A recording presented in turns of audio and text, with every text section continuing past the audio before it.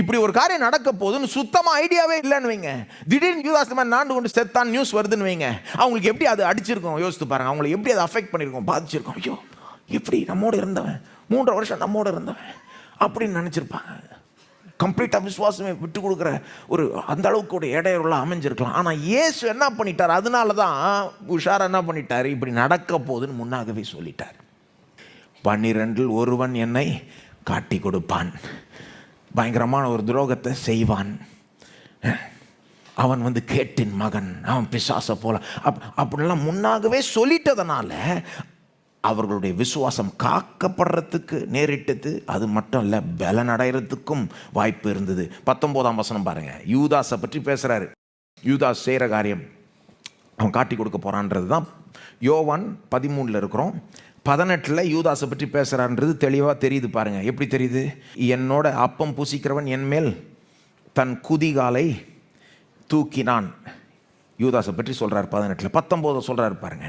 அது நடக்கும்போது, எது நடக்கும்போது? யூதாஸ் என்னை காட்டி கொடுக்கும்போது, யூதாஸ் காட்டி கொடுத்துட்டு அதுக்கப்புறம் போய் நாண்டு கொண்டு சாகும்போது, இதெல்லாம் நடக்கும்போது, அது நடக்கும்போது நானே அவர் என்று நீங்கள் விசுவாசிக்கும் பொருட்டு இப்பொழுது அது நடப்பதற்கு முன்னமே அதை உங்களுக்கு சொல்லுகிறேன். என்ன சொல்கிறார்? எப்போ நான் ஏன் இதை முன்னாலே சொல்கிறேன்னா கேட்டுக்கோ. அது நடக்கும்போது நானே அவர் என்று நீங்கள் விசுவாசிக்கும்படி, விசுவாசிக்கும் பொருட்டு நானே அவர்.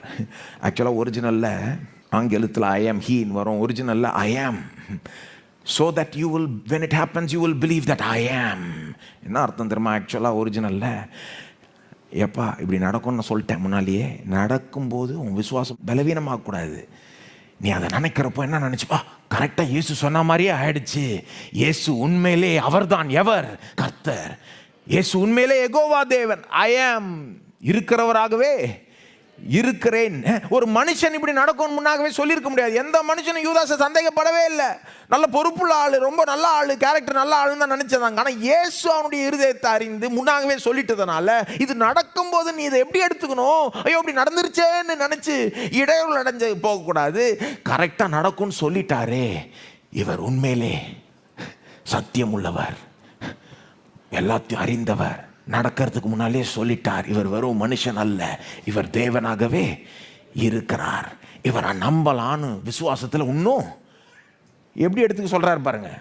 என்னங்க, அதாவது இந்த பயங்கரமான சம்பவம் நடக்கிறப்போ அது உன் விசுவாசத்தை குறைக்கக்கூடாது, சொல்லப்போனால் உன் விசுவாசத்தை பலப்படுத்தணும். என் மேலே இருக்கிற உன் விசுவாசம் இன்னும் பலப்படணும்னு சொல்கிறார்.